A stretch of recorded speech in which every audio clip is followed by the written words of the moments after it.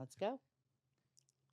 Hey everyone, this is David. Welcome back behind the velvet rope. Let's just get right into it today because we are joined by the ones and the only Miss Renee Graziano and Miss Jenn Graziano. Thank you. Hello. How are Welcome. you, my love? Third time here, That Renee. third time's a charm. Let's go. It sure is, and welcome, Jen. It's nice Thank you. to meet you You guys. too. So listen, let's just, before we get into some things, we both have new podcasts. Let's start with you, Renee, the Crysis Queen Podcast. Yes, so it is a safe place for people to share about their trauma, and I'm not there to make light of their trauma, but to make their trauma feel lighter. I think because of all of my hardship in life that I'm pretty knowledgeable in trauma. So, and I have had so many different things happen to me that I just want to share and make someone feel not alone. I want someone to understand they're not alone. They have other people, and it doesn't matter who you are in life, trauma, addiction, it doesn't discriminate. It definitely doesn't discriminate. Kind of like, can we just call this podcast Life Advice from Renee Graziano? I'm gonna just zip it. Oh, because my advice would be completely different than hers. No, I was gonna say, like, if you follow your own advice, then maybe.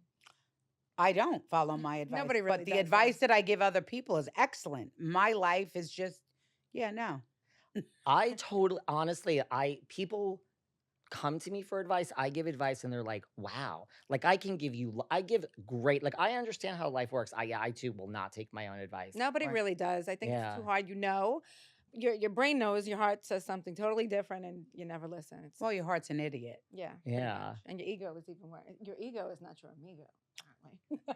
Did you learn that somewhere? Your That- friend in California taught me that. Yes, that's an addiction statement. Oh, Your really? ego is not. Yes. Oh, I didn't know that. Yeah, of course. The ego is really what keeps you sick longer. Gotcha. Interesting. Well, Mhm. I have to say, and my audience knows this, I have taken some advice from you. The last time you were here, I was asking you about Drita, and you said, listen, I have nothing against Drita. I wish her the best of luck over there. Yeah. Now, I have said this, really, on this, I say it all the time.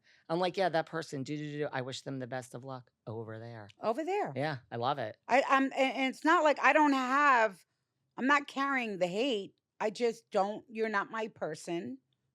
So stay over there.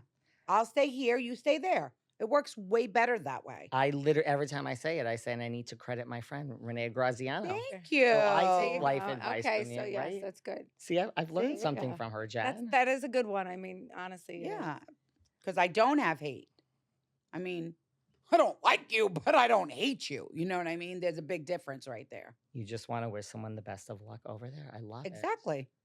Well, also, I think, with it, we're all around the same age, all three of us. It is true. I think that youth is wasted on the young. Like, I don't think it's a cliche, right? Right.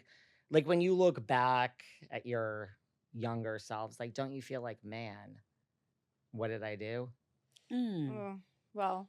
I mean, go ahead. No, I'm good. My younger like, "Ah." my younger self was enamored by a lifestyle that I thought was going to exist forever for me. That's where I made my mistake. I truly believed every single thing my father said. I believed he was never going to die. He would never leave me. I'd never have to work. Yeah, I'd never have to pay my bills. No, but I mean, and I know that sounds really shitty, but I was 40 the first time I paid a bill. So I did pretty good believing in him. Do you know what I mean? And he did pretty good keeping up his end of the bargain. I didn't expect my father to die the way he did neither. And then to realize, holy shit, who's Renee? Who even is she? And that's where I am now, trying to find out who I am and trying to fix the things that I don't like about myself, especially my weight. Yeah. As we had our talk before we went on air, Mhm, yes, I was like, I didn't know if that was public, but you're pretty open about I'm open. you're open it. about everything. Yeah, Yeah. Same here. yeah. She's different.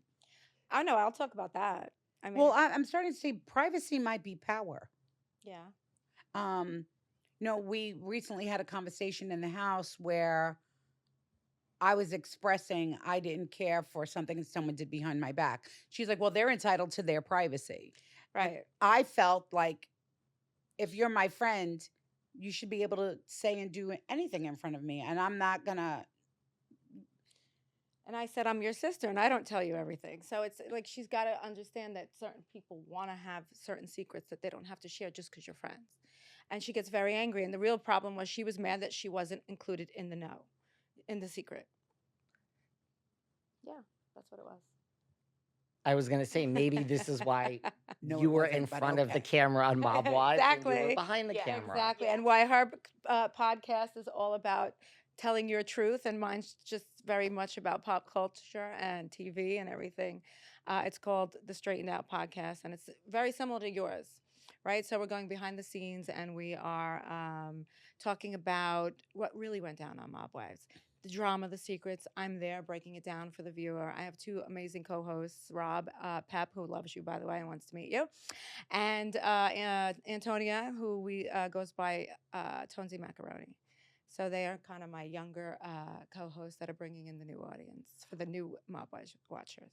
I was gonna say, so is it like a Mob Wives rewatch podcast? Like, are you starting at the beginning? Yeah, we're calling it a rewind because we're going Okay. back to the beginning. We've been off the air for a while, but we're getting a lot of a resurgence of interest because now it's airing on VH1 again. It's on Paramount Plus again.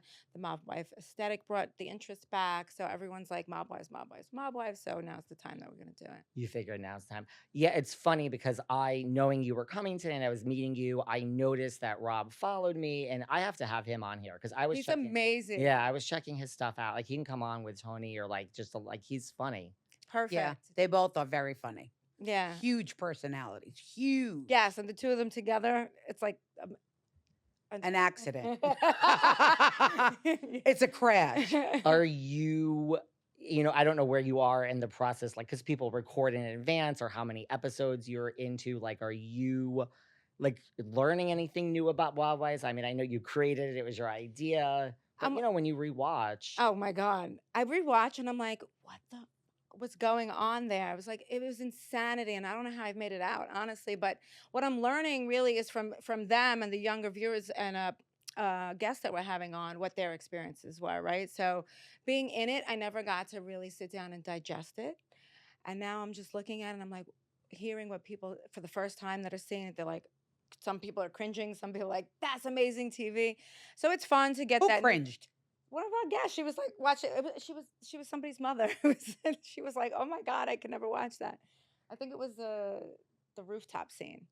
It was the rooftop scene. But her daughter was like, now that will get me to watch that show all day, every day. So everyone has a different experience. Are you going in order, like episode 1, episode 2? We're